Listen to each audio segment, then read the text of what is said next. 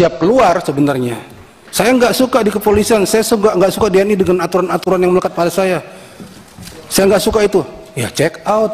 Saya nggak suka dengan Indonesia, ya check out. Saya nggak suka dengan dunia, ya check out dari dunia. Entah kemana kayak gitu ya. Caranya gimana check out? Ya kan gitu kan. Kan disuruh kan, kalau kau nggak suka sama aku, nggak ngaku sama aku, pergi dari korong langitku, kan gitu katanya. Kata Tuhan ya.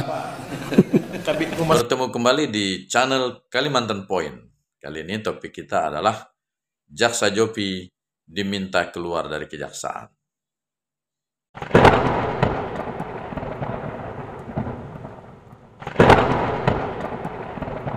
Pemaparan kali ini itu ada 3 hal yang ingin saya sampaikan. Next, yaitu berkaitan dengan upaya. Yang pertama, upaya kriminalisasi terhadap saya. Yang kedua adalah perbuatan sewenang-wenang Siti Kholijah Harahap sewaktu menjabat sebagai Kepala Kejaksaan Negeri Tapanuli Selatan. Dan yang ketiga adalah upaya dari Siti Kholijah Harahap supaya saya dipecat dari Kejaksaan Republik Indonesia. Betapa jahatnya Kejaksaan Republik Indonesia memframing dalam setiap publikasi dan juga penyusunan surat dakwaan bahwa saya itu telah menuduh Nela Marcela menggunakan mobil dinas Kajari Tapanuli Selatan untuk berhubungan badan. Padahal sebenarnya saya tidak pernah melakukan hal itu. Saya hanya melakukan yang pertama, mengkritik saudari Nela Marcela yang memang terbukti suka pamer foto atau flexing menggunakan mobil dinas Pajero Sport Kajari Tapsel supaya berhenti melakukan hal itu. Mohon izin Pak. Sangat luar biasa intervensi itu terjadi, membuat saya ini jengkel dengan proses hukum yang ada ini, Pak. Jadi memang ada mekanisme, ada prosedur yang memang tidak layak menurut kami. Sampai terjadinya penuntutan, di mana kami menghadirkan saksi ada Chad yang ingin memberikan keterangan, membantu terdakwa pada waktu itu. Bahkan ditelepon langsung dari Kejaksaan Tinggi, agar tidak memberikan keterangan itu di ruang persidangan. Ada apa intervensi? Ya, upaya Jaksa Jopi untuk melakukan perbaikan secara internal di lembaganya sepertinya mendapat tantangan yang serius. Bahkan terkesan ada konspirasi di balik itu.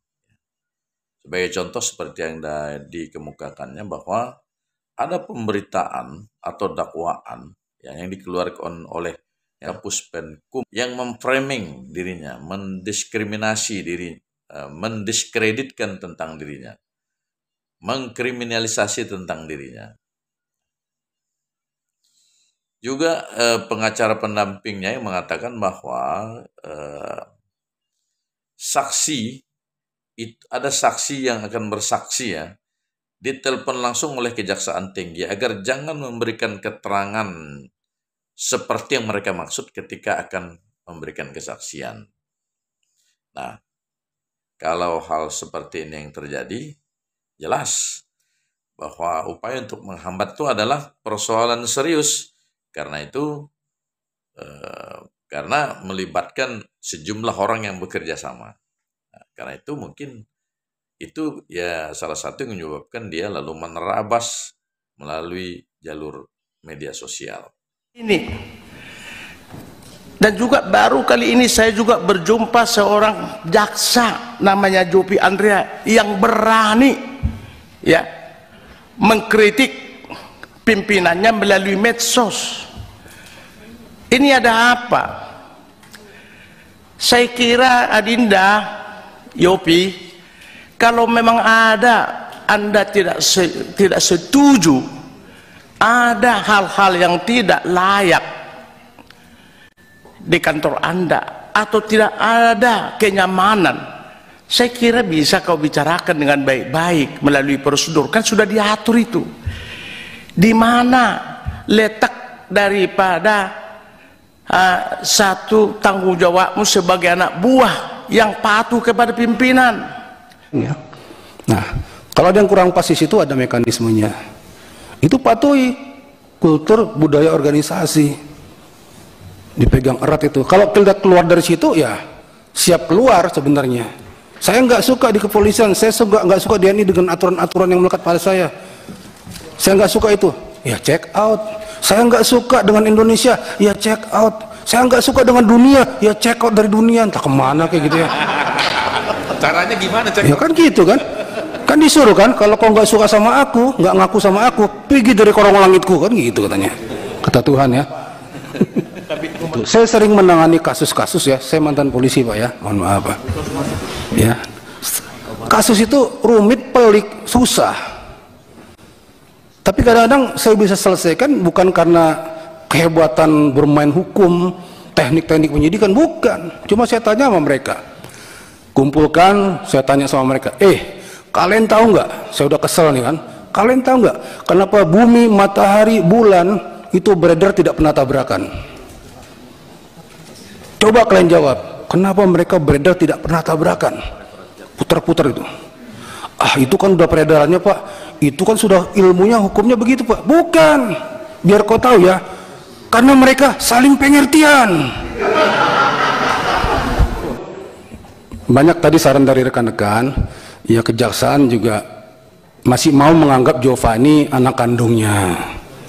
Jova juga harus mau beradaptasi di kejaksaan. Saya jaksa loh, saya ikut norma-norma di kejaksaan, saya ikut aturan main di kejaksaan, saya ikut kultur di kejaksaan.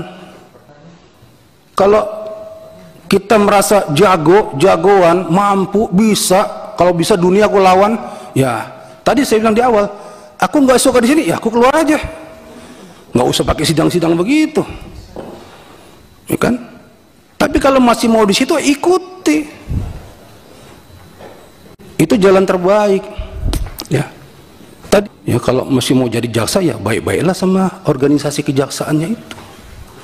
Ya, mohon maaf Bapak, mohon maaf Mbak. Aduh, aku silap, aku salah.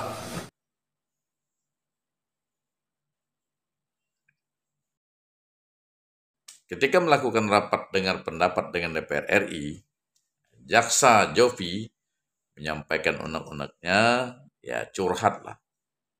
Tapi beberapa anggota DPR justru menyarankan agar Jovi itu ikut saja dengan apa yang dikatakan atasannya, ikut saja apa yang diarahkan oleh lembaga. Bahkan ada yang mengatakan bahwa ketua lembaga itu ya dianalogikannya seperti penguasa, bahkan seperti Tuhan. Dia mengatakan ya kalau tidak mau bekerja sini, tidak setuju sini, yang keluar aja. Tidak cocok dengan situasi di sini, ya keluar. Nah, kalau seperti ini, biasanya yang berpandangan seperti ini adalah kelompok konservatif yang cenderung mempertahankan status quo. Mereka tidak ingin ada perubahan-perubahan atau ada perbaikan-perbaikan. Nah, kalau situasinya seperti ini, ya tidak mungkin ada perubahan besar.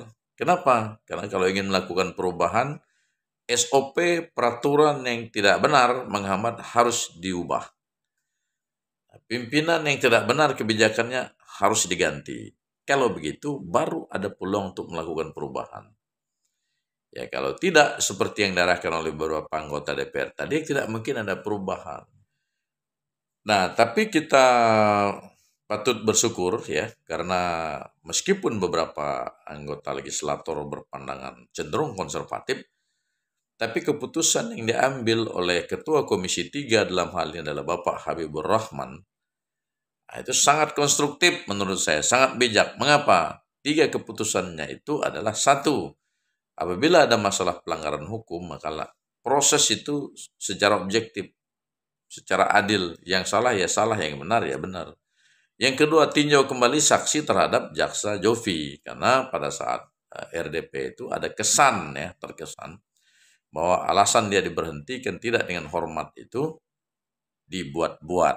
Nah, dan yang ketiga, Jaksa Agung Muda bagian pengawasan itu dinilai tidak profesional dalam melakukan tugasnya. Itu artinya apa yang dilakukan oleh Jovi, Jaksa Jovi, menurut saya ya, berdampak positif, artinya mendorong DPR memperhatikan secara serius kemitraan mereka ini, yaitu kejaksaan, karena merupakan salah satu lembaga yang berperan penting dalam melakukan penegakan hukum. Artinya pesan di balik drama ini, bahwa DPR itu ingin meninggalkan kesan, memberikan catatan bahwa kami sedang serius memperhatikan kejaksaan. Kami sedang serius memperhatikan lembaga kejaksaan atau Kejaksaan Republik Indonesia. Ya semoga saja Jaksa Jovi itu memang mendapat keputusan yang bijak, adil terhadap apa yang dilakukannya, dan Kejaksaan Republik Indonesia semakin profesional dan semakin berpihak kepada kepentingan rakyat. Oke, terima kasih. Minta tolong nih kesimpulan. Baik. 1. Komisi 3 DPR RI meminta Kejaksaan Tinggi Sumatera Utara untuk memastikan laporan yang disampaikan oleh saudari NM kepada Kepolisian Resort Tapan Huli Selatan nomor STTLP-B/177/2024/SPKT/Polres Tapan Huli Selatan Polda Sumatera Utara agar diproses secara profesional, transparan, akuntabel, serta mendorong penyelesaian dengan mengedepankan keadilan restoratif. Sepakati ya? 2. Ya, ada.